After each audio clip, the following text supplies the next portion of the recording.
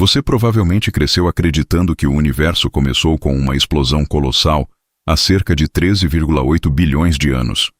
Talvez tenha visto aquelas animações populares de ciência mostrando um ponto minúsculo explodindo e se expandindo para formar galáxias, estrelas e planetas. Pois bem, eu preciso ser brutalmente honesto com você. Essa imagem está fundamentalmente errada. Depois de 50 anos trabalhando com cosmologia, física de partículas e teoria das cordas, posso afirmar categoricamente que o Big Bang, da forma como a maioria das pessoas o imagina, nunca aconteceu. Não houve explosão, não houve bang. E dependendo de como você define a palavra acontecer, talvez nem mesmo tenha existido um início no sentido convencional que atribuímos a eventos. O que realmente ocorreu nos primeiros instantes do universo é simultaneamente mais estranho, mais sutil e infinitamente mais fascinante do que qualquer explosão cósmica que você possa imaginar. Deixe eu começar pelo problema mais óbvio. A palavra bang implica uma explosão, e explosões são coisas que acontecem dentro de um espaço pré-existente.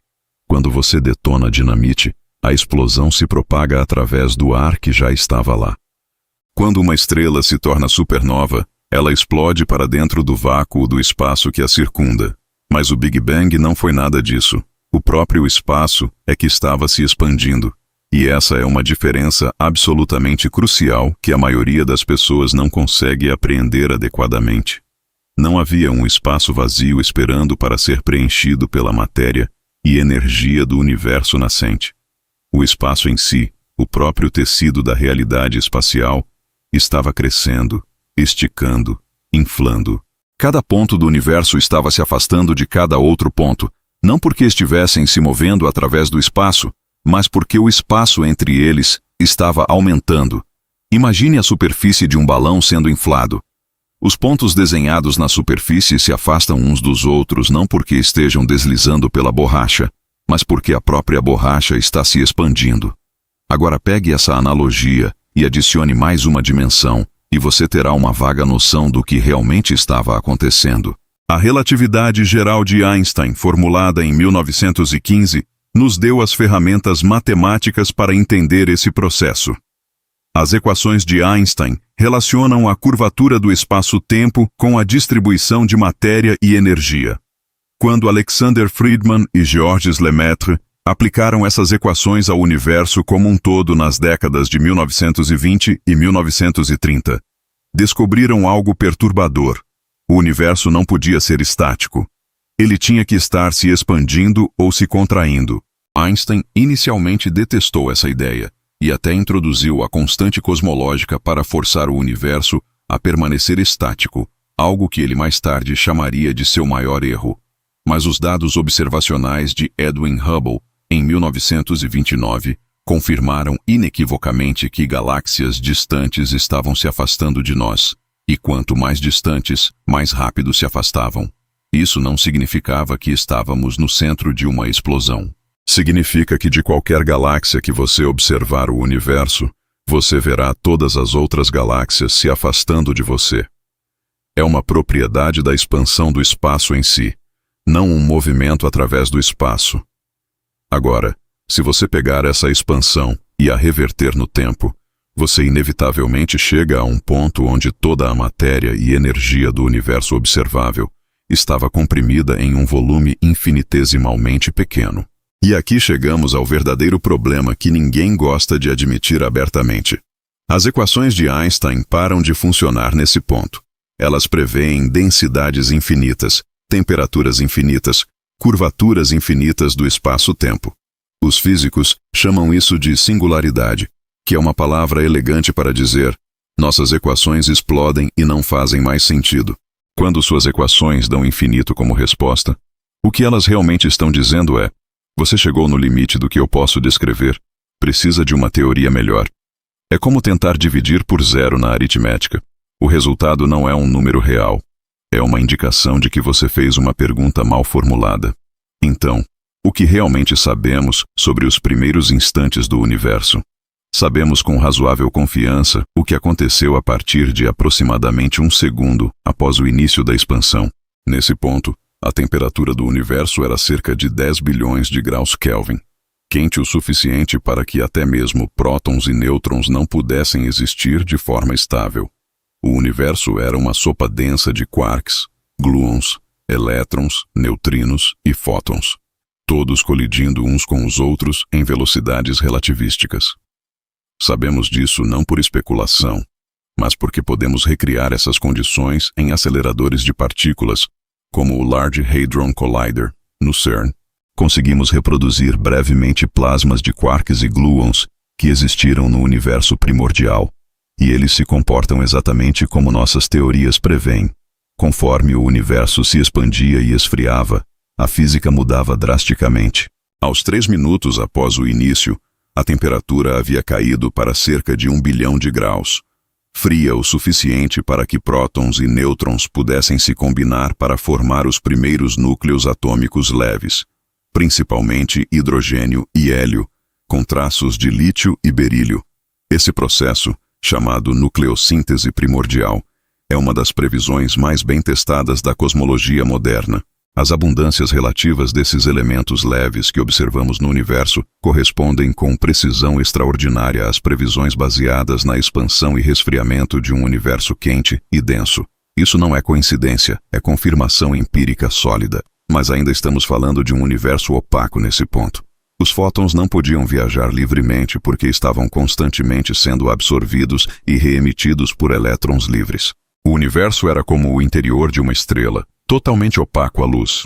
Essa situação persistiu por cerca de 380 mil anos, até que o universo esfriou o suficiente para aproximadamente 3.000 graus Kelvin, para que os elétrons pudessem finalmente se combinar com os núcleos atômicos para formar átomos neutros. Nesse momento que chamamos de recombinação, o universo repentinamente se tornou transparente. Os fótons puderam viajar livremente pelo espaço pela primeira vez.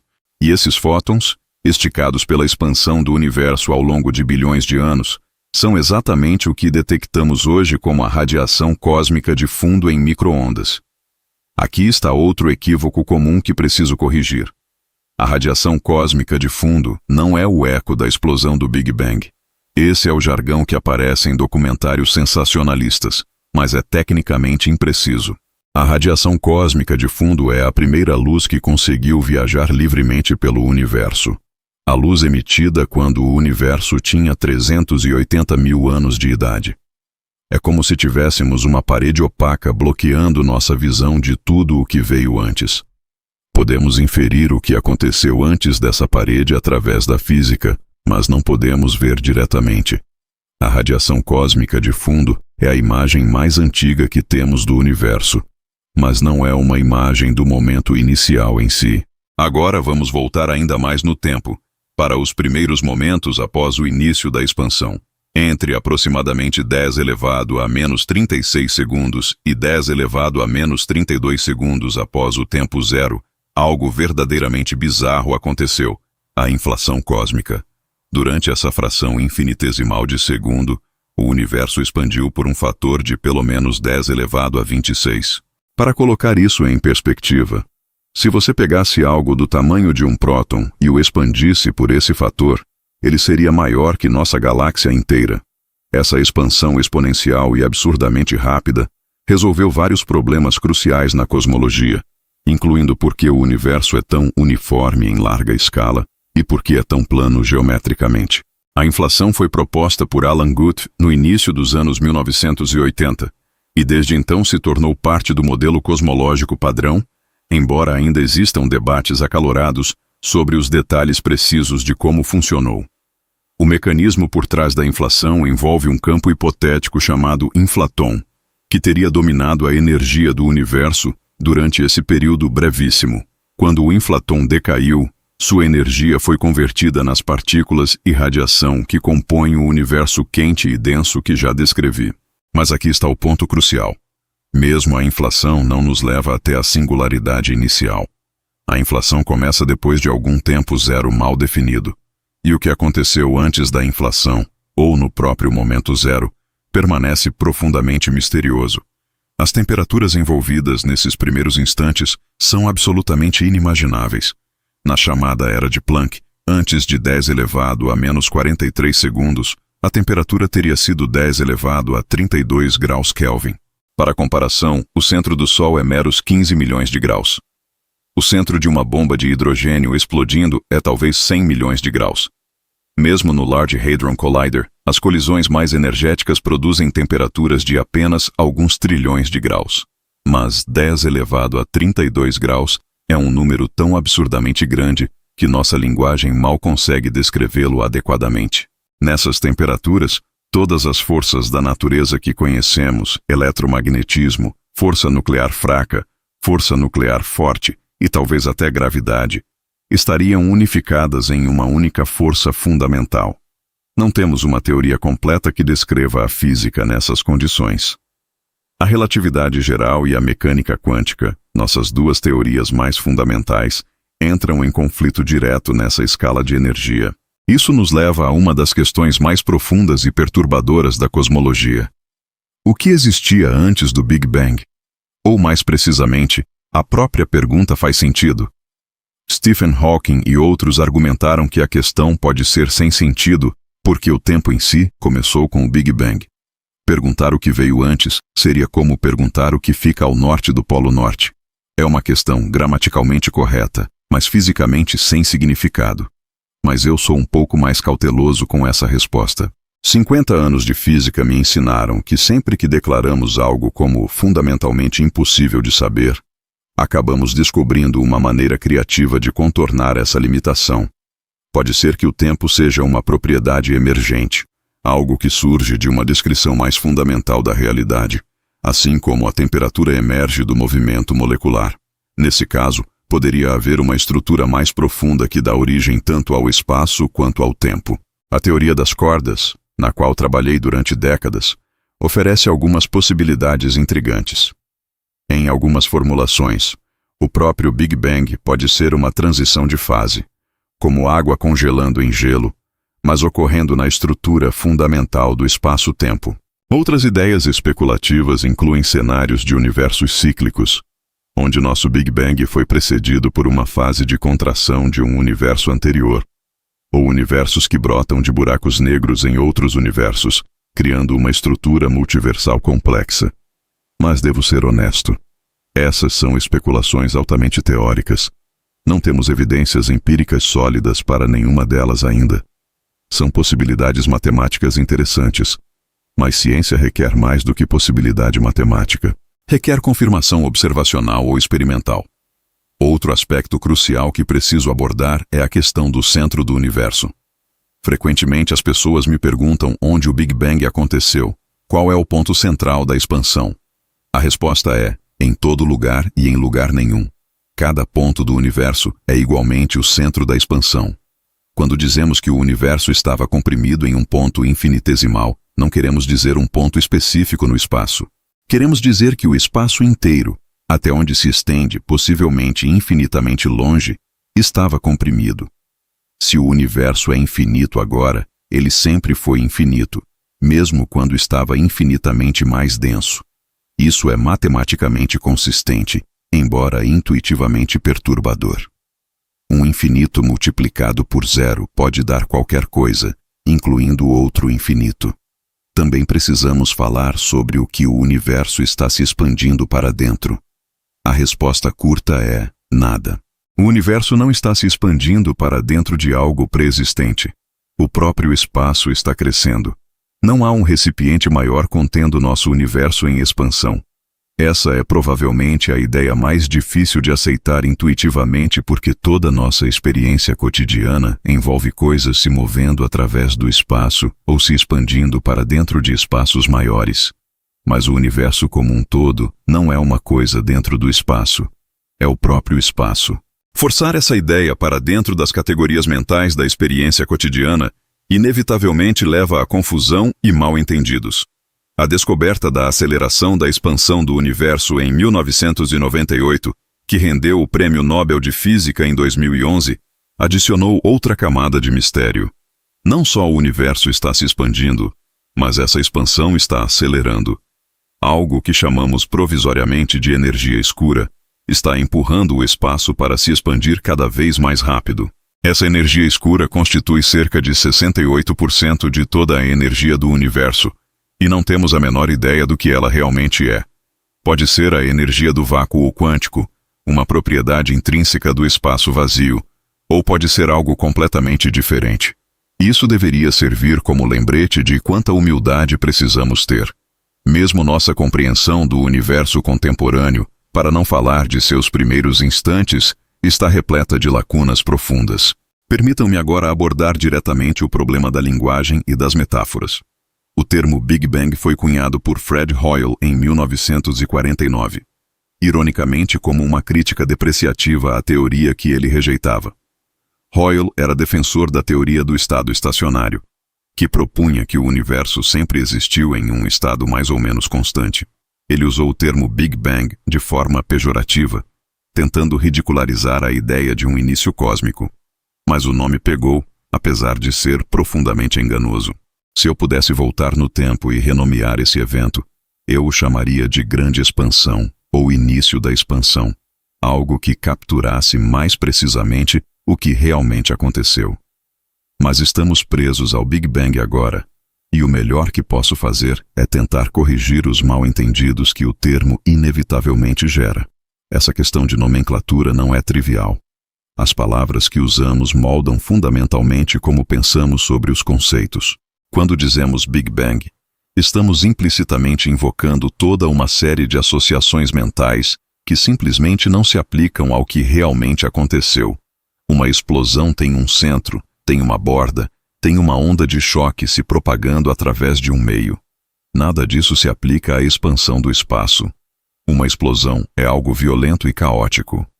A expansão do universo, por mais dramática que seja, é na verdade extremamente suave e ordenada em larga escala, governada pelas elegantes equações de Einstein. As flutuações quânticas minúsculas no universo primitivo, amplificadas pela inflação cósmica, eventualmente se tornaram as sementes das galáxias e estruturas em larga escala que vemos hoje, mas mesmo isso é um processo ordenado e previsível, não um caos explosivo. Vou compartilhar algo que aprendi ao longo de décadas ensinando física. A compreensão genuína requer estar disposto a abandonar imagens mentais confortáveis quando elas entram em conflito com a realidade. O universo não tem obrigação de fazer sentido intuitivo para macacos evoluídos vivendo em um planeta pequeno, orbitando uma estrela média. Nossa intuição foi moldada por milhões de anos de evolução lidando com objetos de tamanho médio, se movendo em velocidades médias. Não é surpreendente que essa intuição falhe completamente quando lidamos com o início do cosmos, ou o interior de buracos negros, ou o comportamento de partículas subatômicas. O que é surpreendente e maravilhoso é que somos capazes de transcender essas limitações através da matemática e do método científico, construindo teorias que fazem previsões precisas sobre domínios completamente fora de nossa experiência direta. Então, qual é a conclusão de tudo isso? O Big Bang, como um evento explosivo que aconteceu em um lugar específico em um tempo específico, é um mito. O que realmente aconteceu foi o início de uma expansão do próprio espaço. Uma expansão que pode ou não ter tido um verdadeiro início temporal. Antes de um certo ponto extremamente inicial, nossas teorias atuais simplesmente param de funcionar. Não sabemos o que havia antes, se é que antes faz sentido nesse contexto. Pode ter havido algo, pode não ter havido nada, ou pode ser que a questão em si seja mal formulada. Essa é uma admissão difícil de fazer depois de 50 anos estudando essas questões. Mas é a admissão honesta. O que me fascina não é a certeza, mas o processo de refinar constantemente nossa compreensão. Sabemos imensamente mais sobre o universo primitivo do que sabíamos quando comecei minha carreira. As medições da radiação cósmica de fundo pelo satélite Planck nos deram uma imagem do universo com 380 mil anos de idade com precisão espetacular. Conseguimos testar nossa compreensão da nucleossíntese primordial, da formação de estruturas, da expansão acelerada. Cada uma dessas confirmações nos dá mais confiança de que estamos no caminho certo, mesmo que ainda não tenhamos chegado ao destino final. A ciência não é um conjunto de dogmas imutáveis. É um processo contínuo de aproximação cada vez mais precisa da verdade. E talvez essa seja a lição mais importante que posso compartilhar. Você não precisa de certeza absoluta para ter conhecimento genuíno. Você pode saber que algo está errado, mesmo que ainda não saiba exatamente o que está certo. Eu sei que o Big Bang como explosão cósmica está errado. Sei que as imagens populares enganam mais do que iluminam. Mas ainda estou trabalhando, junto com milhares de outros físicos ao redor do mundo, para descobrir a história verdadeira e completa. Podemos não chegar lá durante minha vida, mas chegaremos mais perto. E quando finalmente entendermos o que realmente aconteceu no início do universo, tenho certeza de que será mais estranho e mais maravilhoso do que qualquer coisa que possamos imaginar agora. Se você chegou até aqui, eu adoraria saber o que você pensa sobre essas ideias. Deixe um comentário abaixo compartilhando suas reflexões ou perguntas. Essa jornada de compreensão não é apenas minha. É de todos nós que olhamos para o céu noturno e perguntamos de onde viemos. Se este vídeo mudou sua forma de pensar sobre o universo, considere curtir e se inscrever no canal. Não estou aqui para simplificar demais ou vender certezas confortáveis. Estou aqui para compartilhar a ciência real, em toda a sua complexidade e beleza. E espero que você continue essa jornada comigo.